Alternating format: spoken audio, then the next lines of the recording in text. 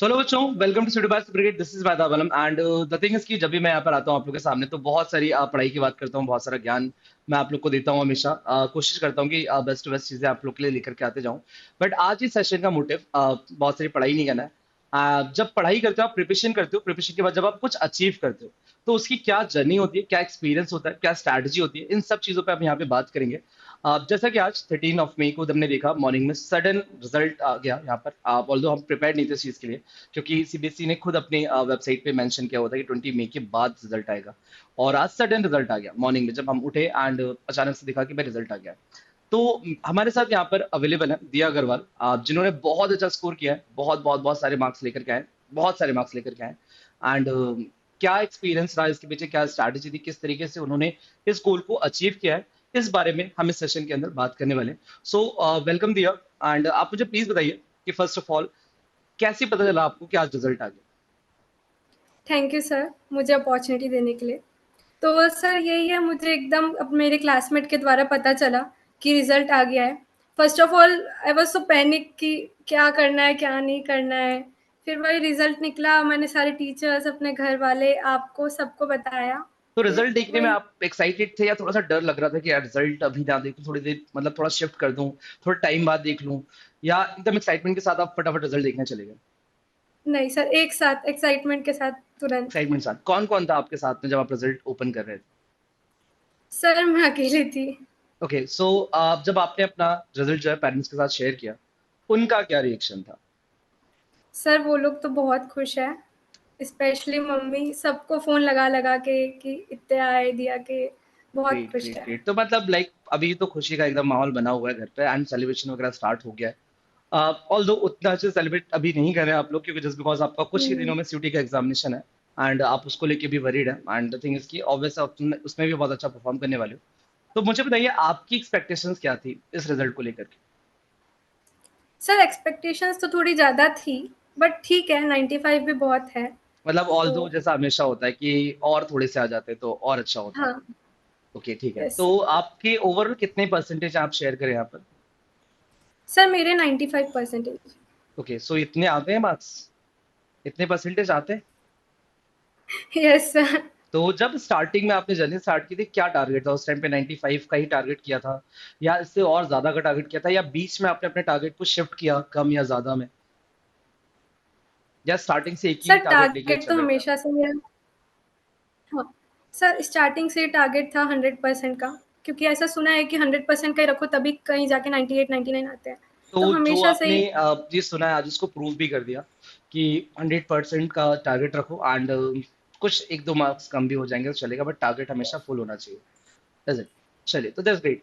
आप मुझे ये बताइए भैया कि यहाँ से आपका जो लाइक आप आगे अपने आप को किस कॉलेज में देखना चाहते हो, एंड सीयूटी की जर्नी आपकी, सीयूटी एंड बोर्ड्स में कि जो ट्रांजिशन होता है कि बोर्ड्स में पूरा सब्जेक्टिव पेपर एंड सीयूटी में एमसीक्यू बेस्ड ओरिएंटेड पेपर होता है कहीं ना कहीं, तो इसमें कितना डिफिकल्ट होता है किसी भी एस्पिरेंट के लिए अपने आप को चेंज कर पाना, सडन चेंज कर पाना, या क्या स्टार्टिंग से ही सीयूटी की प्रिपरेशन बोर्ड्स के साथ करनी चाहिए, या आप बोर्ड्स को प्रायोरिटी दो एंड बाद में सीयूटी पे शिफ्ट हो जाओ? आपका इसमें क्या पर्सनल थॉट है? सर मेन तो डोमेन होते हैं अपने। तो डोमेन ऐसा होता है कि बोर्ड्स में भी वही होते हैं, सीयूटी में भी वही होते हैं। आप पहले से अपने कंसेप्ट अगर क्लियर रखोगे तो आपको दोनों में हेल्प करेगा, उसमें कभी डिफिकल्टी नहीं जाएगी। बस एमसीक्यूज लगाने हैं, एक कंसेप्ट आपको बना के रखना है, तो दोनों में आपको हेल्प करेगा। इंग्लिश होता है जो आप बेसिक अगर सीख गए तो सब बन जाएगा। जीटी में भी बस ऐसा है, जैसे आपको कोई मेंटोर चाहिए, like we have super grades, तो हमें वो डेली के जीके नॉलेज दे रहे हैं, सब दे रहे हैं, तो उस कारण से सब इजी हो जाता है। Okay great. तो कोई डिफिकल्टी नहीं गई। Okay, so first of all मेरा आपसे ये क्वेश्चन होगा कि आपके हाईएस्ट मार्क्स किस सब्जेक्ट में है? सर मेरे इकोनॉमिक्स और बिजनेस स्टडीज में आए हैं 98। 98 मार्क्स, मैंने सही सुना? 98 यस। मार्क्स। यस तो सर। 98। 98 मार्क्स मतलब बहुत सारा मार्क्स है, ये बहुत सारा है। तो इसको इतना सारा लेकर के आने का क्या स्ट्रैटेजी था, कैसे आपने इसको, लाइक सपोज ये ड्रीम होता है कि 99 98 90 प्लस मार्क्स लेके आना एक ड्रीम हो जाता है। तो ऑल द ड्रीम सबका होता है, हमेशा होता है, बट आपने इसको अचीव किया तो आपकी स्ट्रैटेजी क्या थी, और आपकी प्रिपरेशन जर्नी कैसी थी? इकोनॉमिक्स में आपने किस तरीके से स्टार्ट किया था, आप क्या डिफिकल्टीज हैं आपको, क्या पॉजिटिव एंड नेगेटिव चीजें थी आपकी जर्नी में, अगर आप शेयर कर पाए इन दो सब्जेक्ट की? यस। सर सबसे पहले जैसे मैंने पहले ही बोला कॉन्सेप्ट्स आपको क्लियर रखने पड़ते हैं। मैंने भी बिल्कुल। कॉन्सेप्ट्स अपने क्लियर किए, नोट्स पढ़े, बुक्स का पूरा कॉन्सेप्ट क्लियर किया। फिर रोज़ थोड़े-थोड़े क्वेश्चंस जो मेरे को हार्ड जाते थे, उसकी प्रैक्टिस की, जिससे मेरा वो अच्छा होते गया। तो इसीलिए मेरा वो सही होते गया। जी। यही है। फिर आप रोज़ क्लास में क्वेश्चंस करा ही देते थे, तो उससे भी एक अलग हो जाता था कि रोज़ की प्रैक्टिस हो जाती थी, मैं भी इस चीज पे तो वो यहाँ पे ये बहुत बोलना हेल्प। चाहूंगा कि दिया वो स्टूडेंट रही हैं जो मेरे ख्याल से क्लास में हमेशा रेगुलर रही हैं, कि ऑल दो कहीं ना कहीं और किसी क्वेश्चन में अगर सपोज मैंने आंसर किया कि सी आंसर होगा इसका, एंड द थिंग इज कि आपको नहीं समझ में आया तो आप तुरंत पूछते हो कि सर इसका आंसर सी क्यों होगा, मतलब मैं नहीं समझ पाया या मैं नहीं समझ पाई, समथिंग लाइक दैट, ऐसे थॉट्स आते हैं। तो आप ऐसे स्किप नहीं करते हो हमेशा कि नहीं ठीक है इसका आंसर सी होगा, मैं एक्सेप्ट कर देती हूँ। आप हमेशा जाते हो कि इसका आंसर सी क्यों होगा, और आप उस पर पूरी क्लैरिटी लेते हो।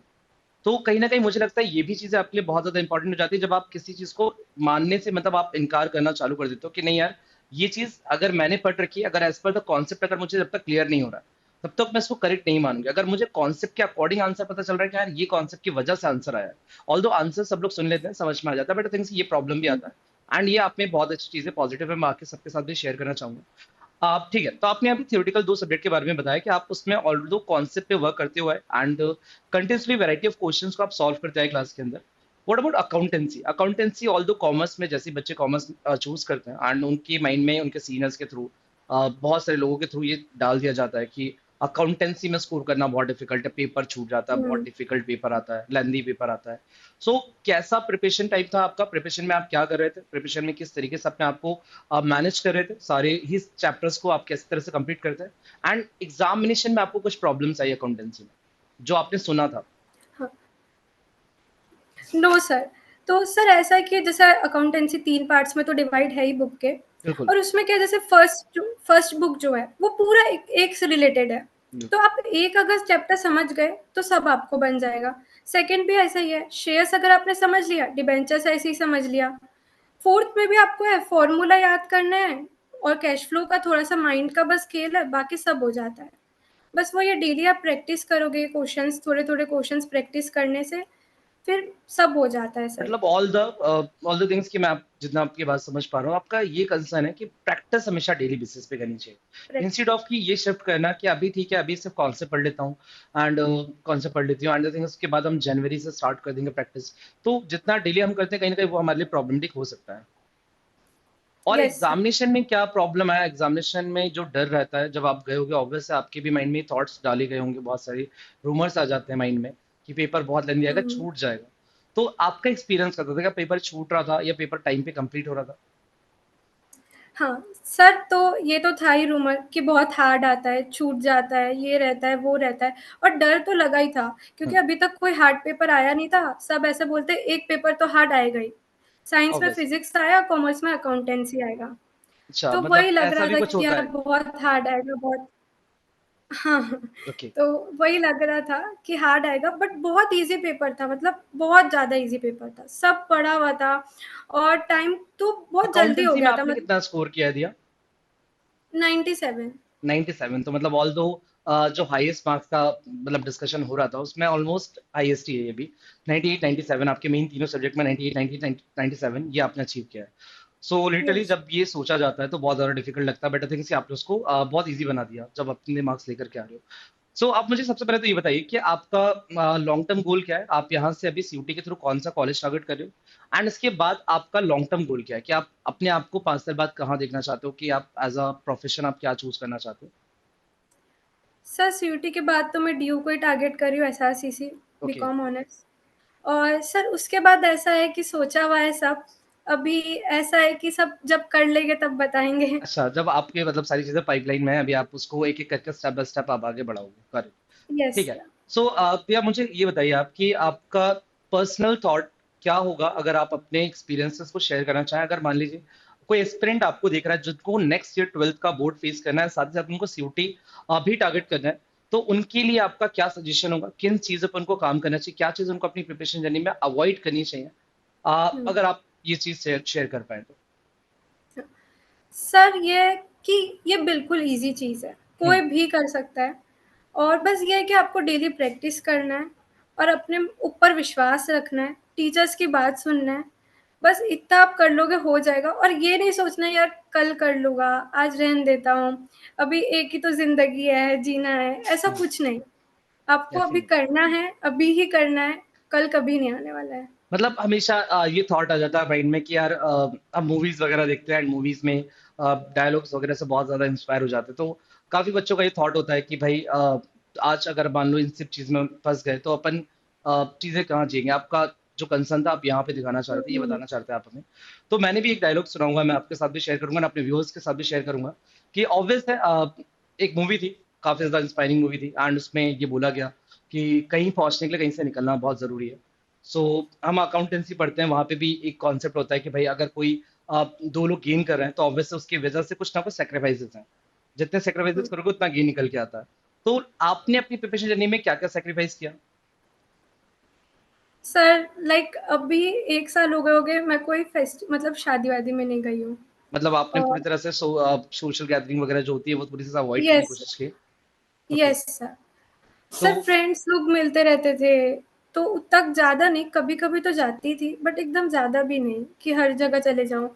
मैं अपने अभी हुआ है अभी 1 महीने से तो अपने कमरे में ही बंद हूँ, ये ग्रेट 4 ग्रेट दीवारों ग्रेट में। ग्रेट, तो ऑब्वियस है आपने फिर वो अचीव कर लिया है। और जिन भी चीजों के लिए, जिस रिजल्ट के लिए, जिस गोल के लिए आप सेक्रीफाइसेस करते हैं, आई होप आपने वो चीज अचीव की है यहाँ पर। आप यस, सेटिस्फाइड हो, आप कंप्लीटली सेटिस्फाइड हो यस सर, यस विद मतलब रिजल्ट? अब सर क्या कर सकते हैं ना, अब तो जो ऑब्वियस है, है। हो बिल्कुल गया। बिल्कुल बिल्कुल। सो आपकी प्रिपरेशन जर्नी में सुपर किड्स ने आपको इस तरह से हेल्प करी, आप काफी ज्यादा एक्टिव थे क्लास में। तो फैकल्टीज आपकी लाइव क्लासेस का क्या आपका थॉट है एंड थिंग्स की मॉक टेस्ट वगैरह सारी चीजें एंड हुँ। जो बुक्स वगैरह होती हैं यहाँ पर, तो ओवरऑल जो यहाँ पे सारी चीजें हैं उसकी वो उतने मतलब इन सारी चीजों ने आपके लिए कितना आपके लिए हेल्पफुल रहा वो एंड किस तरीके से आप इसको देखते हो? सर मेरे लिए तो बहुत हेल्पफुल रहा है क्योंकि बीच में पिछले साल ऐसा हुआ था कि मेरा आई का ऑपरेशन भी हुआ था। ओके। तो उस टाइम ना मैं मतलब वो 1-2 महीना मतलब कुछ कर नहीं पाई थी। अपने मेरे स्कूल भी छूटी गई थी जून-जुलाई की। तो इस कारण से यहाँ पे क्योंकि वो कॉन्सेप्ट्स मैंने पहले पढ़ चुके थे अप्रैल में, इसीलिए मेरे को कोई प्रॉब्लम नहीं गया। ओके और फिर एंड बाद में भी यही था। What about the like faculties के साथ आपका कोऑर्डिनेशन कैसा था, कितना हेल्पफुल था? डीसीएस ग्रुप पे आप काफी एक्टिव रहते हो, तो डीसीएस का क्या एक्सपीरियंस था? मॉक टेस्ट आपने बहुत सारे लगाए during during your preparation journey, so इन सब चीजों पे आपका कैसा ओवरऑल थॉट था? सर फैकल्टीज़ तो सभी बहुत अच्छे हैं। तब मतलब बोलने की बात नहीं है। लाइक मैं सोचती हूँ कि मतलब आप एक टीचर होके 3 सब्जेक्ट कैसे पढ़ा सकता है लाइक, और वो भी डेफिनेटली। बहुत अच्छे तरीके से सर। मतलब एक एक वो होता है कि सबके साथ बना के रखना। कई टीचर्स होते हैं जो बस पढ़ाने के लिए आते हैं, बट आप ऐसा है कि सारे टी बच्चों को सोच के पढ़ाते हैं। तो वो बहुत अच्छी चीज़ है। आप है, एंड अभियान आई एम सर वेरी है, ग्लैड सब। कि आप मतलब आप जैसे स्टूडेंट्स बहुत सारे जो अवेलेबल होते हैं एंड द थिंग इज कि जब वो अच्छा स्कोर करते हैं तो सबसे ज्यादा प्राउड मतलब टीचर्स को ही होता है। एंड मैं इसमें यहाँ पर अपना भी एक्सप्रेस करना चाहूंगा ग्रेटिट्यूड कि आपके बहुत अच्छे मार्क्स हैं एंड मैं as a teacher as a mentor बहुत ज्यादा सेटिस्फाइड हूँ। बट द थिंग्स की एक चीज और, जैसे आप यहाँ से आपने बताया कि जो टोटल आपका जो एक्सपीरियंस था सुपर किड्स के साथ था एंड थिंग्स कि आपने ये भी बताया कि ट्वेल्थ के जो एस्पिरेंट्स हैं जो इस साल आप अपने आप को रेडी करें फॉर द एग्जामिनेशन, उनको क्या चीजें करनी चाहिए एंड क्या चीजें नहीं करनी चाहिए। तो ओवरऑल बस मैं आपसे ये पूछना चाहूंगा कि जब आपने बोर्ड्स के बाद सीयूटी में शिफ्ट किया, मतलब ऑल हुँ। बोर्ड्स तक आप अपने पूरा फोकस आपका बोर्ड्स पे था, जब आप सीयूटी में अपने आप को शिफ्ट किया आपने क्या चेंजेस देखने को मिला अपनी प्रिपरेशन जर्नी में? आपने सेम स्ट्रैटेजी मतलब कंटिन्यूसली की, मतलब कंटिन्यूस रखा आपने, या फिर उसमें चेंजेस करके आपने कुछ नया कुछ इंप्लीमेंट करना चालू किया for the CUET examination specially? तो क्या था आपका ट्रांजिशन, किस तरीके से आपने उसको ट्रांजिशन किया? सर चेंज तो था क्योंकि 2 सब्जेक्ट अलग एक्स्ट्रा आ गए, इंग्लिश और जीटी। बिल्कुल। अब ज़्यादा ध्यान इसमें देना पड़ रहा था क्योंकि डोमेन तो मैंने बोर्ड्स में ही बहुत अच्छे तरीके से कर लिया था। तो अभी ऐसा है कि जो आप क्वेश्चंस करा रहे हैं बस उसे प्रैक्टिस करते जाना है, कॉन्सेप्ट्स को बस एक बार रिवाइज़ कर लेना है, बाकी और कुछ नहीं। इंग्लिश और जीटी में ज़्यादा ध्यान देना था, तो 9 टू 9 क्लासेस तो होती थी, तो दिन ऑब्वियस। भर बस वो क्लासेस करती थी, प्रैक्टिस करती थी एंड अभी वही चल रहा है।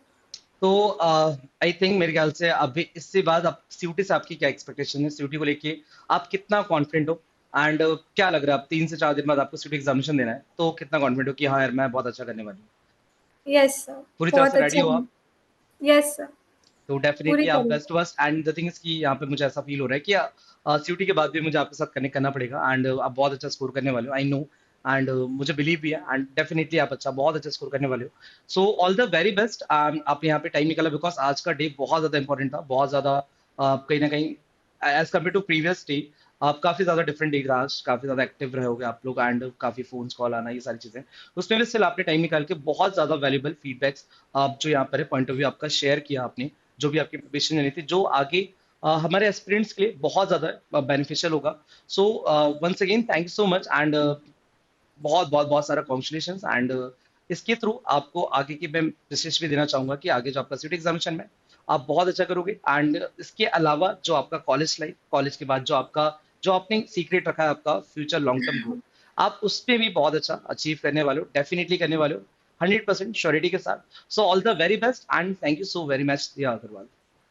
Thank you sir, thank you sir, thank